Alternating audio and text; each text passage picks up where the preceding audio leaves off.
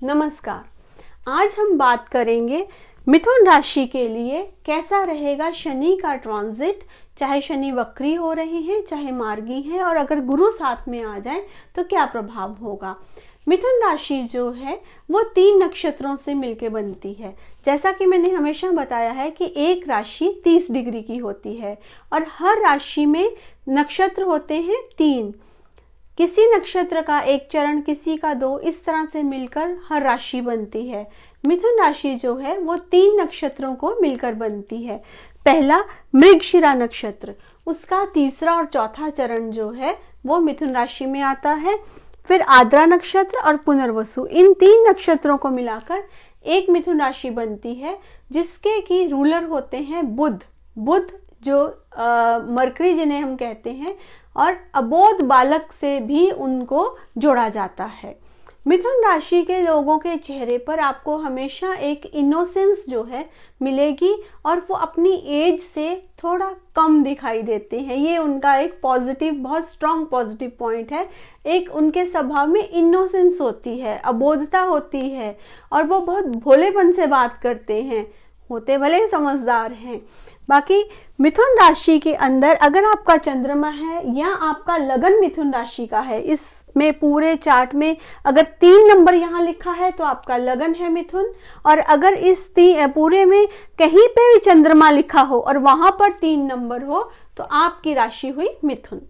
मिथुन राशि का ये फर्स्ट हाउस से हम कहते हैं। तो यहां से गिनेंगे 1 2 3 4 5 6 7 8, यह है 8th हाउस। 8th हाउस में शनि आए हुए हैं।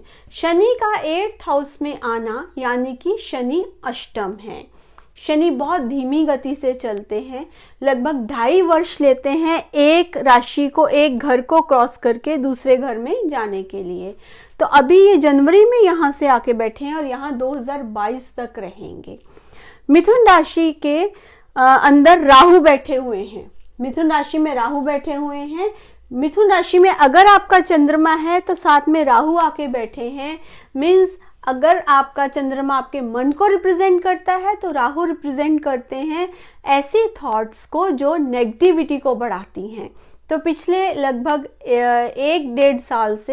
1 साल से ज़्यादा समय, 1.5 साल बाद तो राहु ट्रांजिट करके यहाँ आ जाएंगे। तो आपके मन में बहुत विचार आते होंगे जिनमें कि एक्चुअली प्रैक्टिकली आप कुछ नहीं करोगे, लेकिन विचार इतने आते होंगे कि मैं ये कर लूँ, मैं इधर कर लूँ काम, मैं ऐसे प्लानिंग बना लूँ। बहुत सारी आप योजनाएं बनाते होंगे, लेकिन करना धरातल में हकीकत में कुछ भी नहीं। तो आज हम बात करते हैं शनि के ही इस ट्रांजिट की। हर जो प्लेनेट है वो किसी ना किसी नक्षत्र से होकर गुजरता है। तो इस समय जो शनि है वक्री होकर 11 मई से 28 सितंबर तक सूर्य के नक्षत्र से गुजर रहे हैं, जो कि उत्तराषाढ़ा नक्षत्र है। और गुरु वक्री होकर 14 मई से 13 सितंबर तक वक्री रहेंगे, फिर ये मार्गी हो जाएंगे और धनु में चले जाएंगे। शुक्र बीच में वक्री होंगे थोड़े समय के लिए, 13 मई से 25 जून तक। इनमें मेन ट्रांजिट इस समय हम शनि का देखेंगे, गुरु का भी हम साथ में थोड़ा सा चर्चा करेंगे। पहले शुक्र वक्री होने की अगर हम बात करें तो शुक्र 12th हाउस में बैठे हैं। ये आपके अननेसेसरी खर्चे बढ़ा रहे हैं, लग्जरी पर, कंफर्ट पर, और लग्जरी और कंफर्ट पर खर्चा करने के बावजूद भी आपको उससे कंफर्ट नहीं महसूस होगा। मन में बहुत सारी इच्छाएं होंगी जो इस समय सर उठाएंगी और आपको समझ नहीं आएगा आप अपनी प्रॉब्लम किससे डिस्कस करें। तो शुक्र के साथ जब ये शनि और गुरु यहाँ वक्री हुए, राहु यहाँ पे सर पर आकर बैठे हुए हैं, लगन में आकर बैठे हैं, बॉडी में आकर बैठे हैं, क्योंकि ये हमारे जो कुंडली है वो एक्चुअली हम हैं, ये हमारे कर्मों का रिपोर्ट कार्ड है।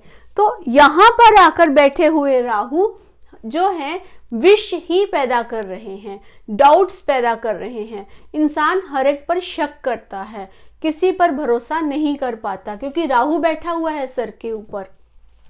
शनि यहाँ बैठे हैं, 8th हाउस में आके बैठे हैं। 1 2 3 4 5 6 7 और 8, ये 8वां घर है और इसमें है मकर राशि। 10 नंबर हम मकर राशि को कहते हैं, 11 नंबर कुंभ राशि को कहते हैं। मिथुन वालों के ये दोनों घर ये भाग्य स्थान है और ये 8th हाउस है। ये दोनों घर जो हैं मिथुन राशि वालों के, वो शनि के पास रहते हैं। शनि धीमी गति से चलने वाला प्लेनेट है, रिजल्ट भी धीरे धीरे देता है, लेकिन रिजल्ट मिलता जरूर है। शनि जो है यहाँ पर आपको आकर थोड़ा सा स्ट्रेस तो बढ़ाएंगे, क्योंकि शनि इस समय सूर्य के नक्षत्र में है। पहले हम नक्षत्र सिद्धांत से ही देखते हैं।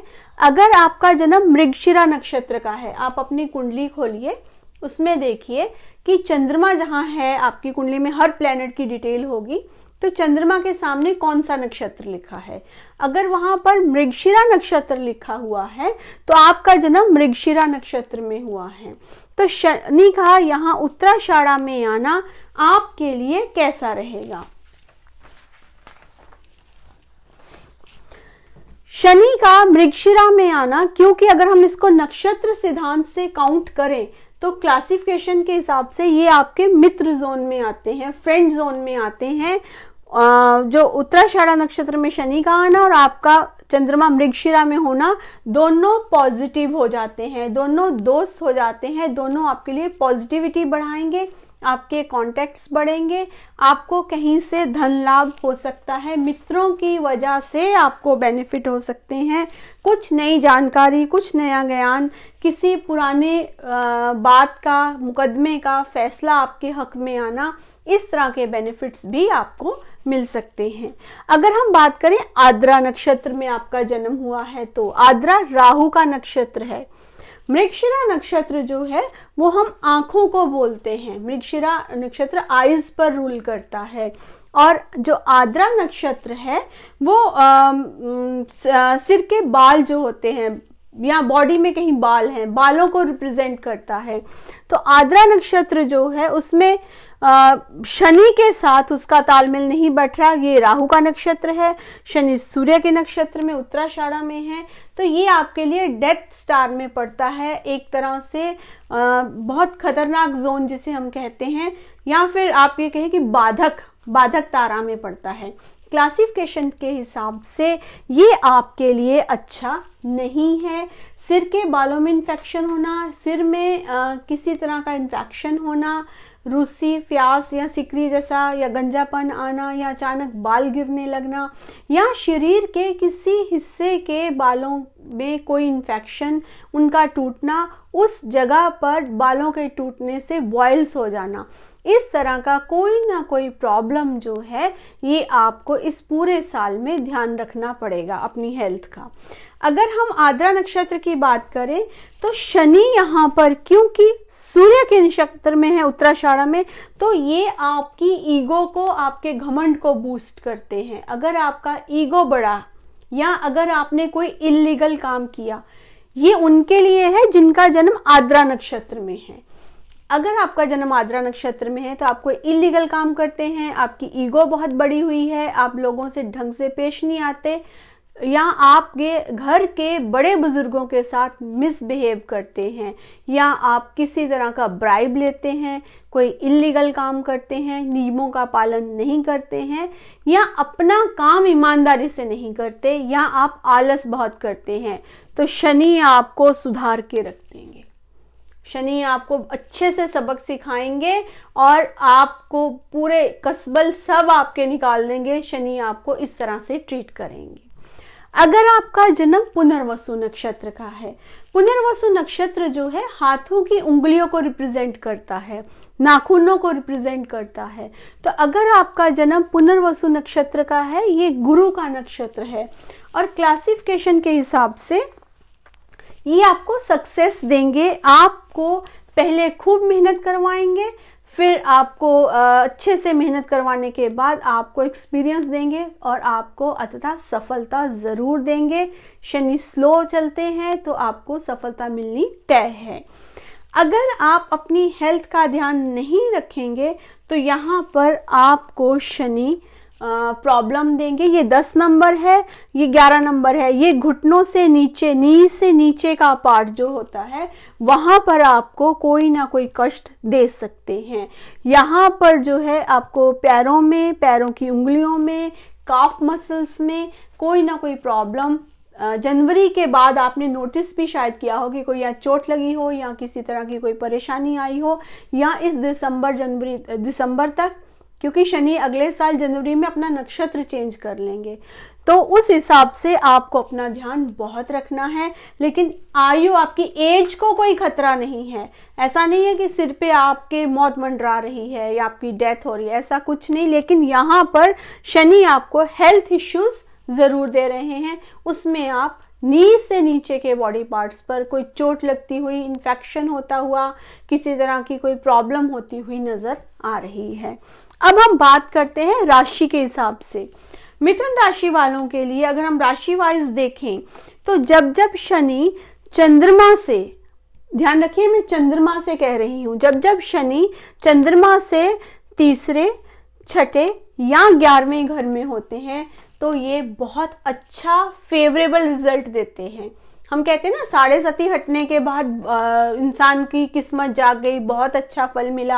तो साढ़े सती का मतलब होता है जब यहाँ और यहाँ शनि जो है यहाँ हो। जब फिर शनि यहाँ आ जाते हैं, साढ़े सती यहाँ खत्म हुई, यहाँ शनि आए तो शनि इंसान को फेवरेबल रिजल्ट देते हैं। यहाँ शनि आए तो इंसान को अच्छा रिजल्ट मिलता है, यहाँ शनि आए तो इंसान के शत्रु उसके आगे नहीं ठहरते हैं, इंसान का कर्जा बीमारी जो है शनि उसको दूर कर देते हैं। यहाँ शनि आए तो इंसान को अपने कॉन्टेक्ट्स के जरिए बहुत लाभ मिलता है। लेकिन शनि आपके यहाँ बैठे हुए हैं, तो यहाँ पर शनि बैठे हैं, ये है 10वीं राशि मकर राशि। ये पानी को रिप्रेजेंट करती है। मकर राशि मीन्स जल। अगर आप किसी ऐसी जगह हैं जहाँ पानी है, जैसे घर का बाथरूम है या वॉशिंग एरिया है, या आप किसी सरोवर में स्नान करने गए हैं, या आप किसी नदी में नहाने गए हैं, तो वहां पर आपका पैर स्लिप हो सकता है। मैंने आपसे कहा ना कि इस नक्षत्र के हिसाब से भी घुटनों के नीचे का भाग जो है, तो मिथुन राशि वालों को अपने पैरों का बहुत ध्यान रखना है। आप पैरों पे कोई चोट ना लगवा ले, पैर स्लिप ना कर जाए, या पैर में मोच ना आ जाए, या पैर में किसी तरह का इन्फेक्शन ना हो जाए, या पैर के नाखून में कोई फंगल इन्फेक्शन ना हो जाए, या पैर के ऊपर कुछ गिर ना जाए। इस चीज के लिए मिथुन राशि वालों को दिसंबर तक अलर्ट रहना है। जनवरी में शनि अगले नक्षत्र में ट्रांजिट कर जाएंगे।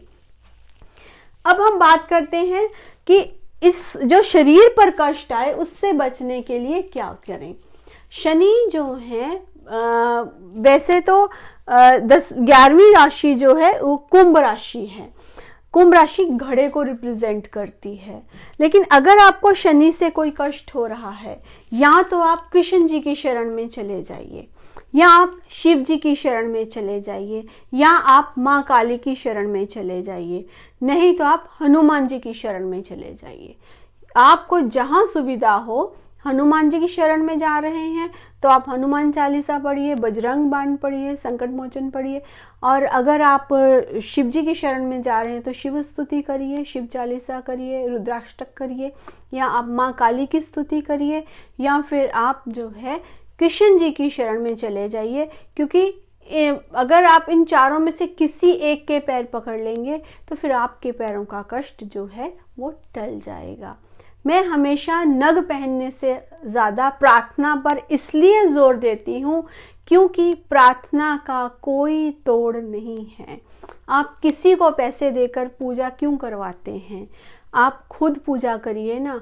आप किसी को पैसे देकर उसे एजेंट बनाकर ईश्वर के पास क्यों भेजना चाहते हैं?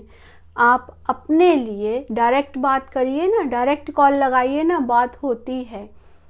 अगर आप खुद बात करेंगे तो बात जल्दी बनेगी। दूसरा इंसान आपको कैसे रिप्रेजेंट करता है आपको घर बैठे क्या पता।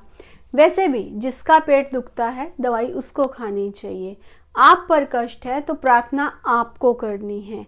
अगर आपको लगता है आपको कुछ नहीं समझ आ रहा, आपको पता नहीं चल रहा कि आप क्या करो, तो कुछ मत कीजिए।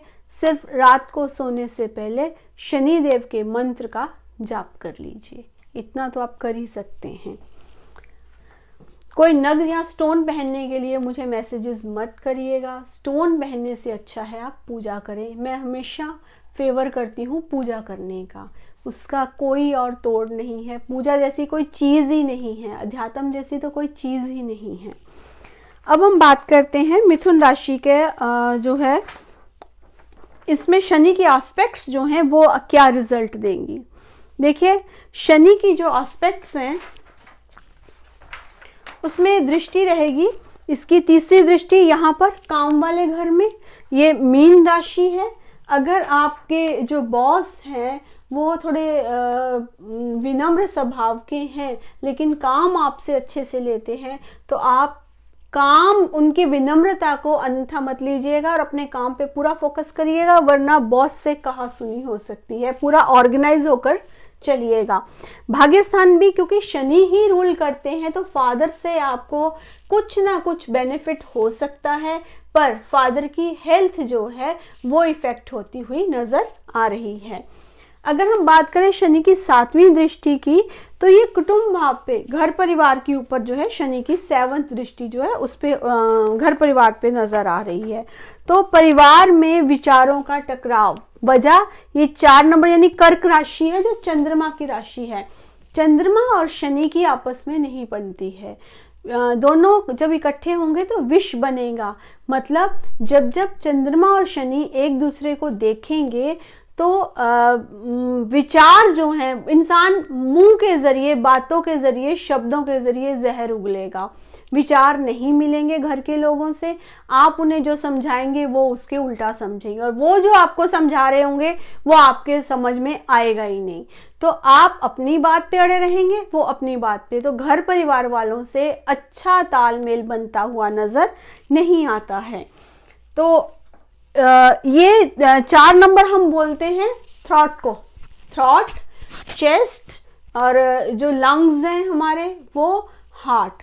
तो ये हिस्सा शनि की दृष्टि आपके थॉट पर, क्योंकि ये घर वाणी का भी है, शब्दों का भी है। आप रूखा बोल रहे हो, जनवरी जब से आया है, आप मिथुन राशि वाले बहुत ड्राई नेचर के होते जा रहे हैं और रूखापन आता जा रहा है उनके शब्दों में। हर बात पे मुझे क्या वाली टोन बढ़ने लगी होगी उनकी। तो ये गला, चेस्ट, लंग्स, हार्ट ये प्रभावित होता नजर आ रहा है। तो मेहरबानी करके आप अपनी हेल्थ का ध्यान जरूर रखिएगा। और यहाँ पर जो है शनि की दृष्टि आएगी 7, 8, 9, 10, यहाँ पर शनि की भी दृष्टि आएगी। जब यहाँ पे दृष्टि आएगी तो ये तुला राशि को रिप्रेजेंट करता है 7 नंबर। ये शनि की प्रिय राशि मानी जाती है, कहा जाता है कि शनि की फेवरेट राशि है। शनि तुला राशि में उच्च के माने जाते हैं। उच्च के मतलब धरती के ज्यादा नजदीक। कोई प्लेनेट उच्च होता है इसका मतलब वो धरती के ज्यादा नजदीक है, कोई प्लेनेट नीच होता है मतलब वो धरती से दूर हो गया है। और इसका कुछ अन्यथा अर्थ मत लीजिएगा। तो यहाँ पर ये जो है आपके फर्स्ट चाइल्ड को भी रिप्रेजेंट करता है। तो आपका जो फर्स्ट चाइल्ड है, आपका जो घर की पहली संतान है, उसके जो हायर एजुकेशन है उस पर ध्यान दीजिएगा। ये भी हो सकता है कि अगर आपके शादी नहीं हुई है तो आपके जो किसी से रिलेशनशिप है, आपके जो किसी से प्रेम संबंध है, उसमें प्रॉब्लम आ सकती है, ये भी पॉसिबल है। इसके अलावा जो गुरु की दृष्टियां हैं, गुरु यहाँ बैठे हैं तो वो क्योंकि अब वक्री हो गए हैं तो वो शनि के खराब प्रभावों के ऊपर कोई असर नहीं देंगे। गुरु की दृष्टि 5th एस्पेक्ट जो होगी 1, 2, 3, 4, 5 यहाँ पर रहेगी, तो वो शुक्र को फालतू खर्चों से रोकने की कोशिश करेंगे। आपको कोई ना कोई घर में समझाएगा फालतू खर्चों के लिए। कोई गुरु तुल्य, आपके पिता भी हो सकते हैं, आपकी माता भी हो सकती है, आपकी कोई फ्रेंड भी हो सकती है जो आपको ये समझ दे कि फालतू खर्चे मत करो, ये लग्जरी कंफर्ट नहीं है, ये वेस्टेज ऑफ मनी है। तो ये आपको उनके जरिए समझाया जा सकता है। और गुरु की राशि, गुरु की जो अगली दृष्टि है वो यहाँ पर होगी। तो घर का कोई बड़ा बुजुर्ग जब जब आप अपने शब्दों के जरिए गलत बोलेंगे, आपको समझाने की कोशिश करेगा, वो बात अलग है कि आपको जल्दी समझ नहीं आएगा। और गुरु की अगली दृष्टि जो है 9th एस्पेक्ट यहाँ पर होगी। तो आपकी जो घर है, माता का स्थान है, यहाँ पर किसी न किसी तरह का जो सुख है उसमें बढ़ोतरी होगी। तो ये रहा आज का एनालिसिस मिथुन राशि वालों के लिए। मुझे मिथुन राशि वालों के बहुत मैसेज आए थे कि आपने कर्क का पहले क्यों बताया, तो अब मैं मिथुन राशि वालों की शिकायत दूर कर रही हूँ। उम्मीद है आपको ये एनालिसिस पसंद आया होगा। कोई क्वेश्चन, कोई क्वेरी हो तो आप मुझे मेल कर सकते हैं, नीचे नंबर दिया हुआ है astroaadhar@gmail.com, और आप मुझे इस वीडियो के नीचे कमेंट भी करके बता सकते हैं। फ्री एनालिसिस कुंडली का जो है आज मैं जो कर रही हूँ वो सिद्धांत चतुर्वेदी का है, जो आगरा से है। सिद्धांत आपका जो लगन है वो कुंभ राशि का है, और शनि आपके जो हैं इस समय 12th हाउस में आए हैं। एक तो मैं जिसका एनालिसिस करूँगी उसको ज़रूर देखिएगा। रही बात जॉब की, तो बेटा जॉब जो है आपको अभी तो टाइम है, बेहतर होगा आप अपने पिता के काम में हाथ बटाएं, क्योंकि आपकी कुंडली के हिसाब से आपके पिता कोई अपना काम करते हैं, तो आप अपने पिता के काम में हाथ बढ़ाइएगा। 2.5 साल बाद जॉब आपकी लगेगी। कॉम्पिटिटिव एग्ज़ाम्स की तैयारी ज़रूर करते रहिएगा, उसके लिए गुड लक। और 2.5 साल बाद जॉब लगेगी, अभी उसमें वक्त है। आज के लिए इतना ही। इति शुभम। जहाँ भी रहें स्वस्थ मस्त व्यस्त रहें, और हाँ खुश ज़रूर रहें। धन्यवाद।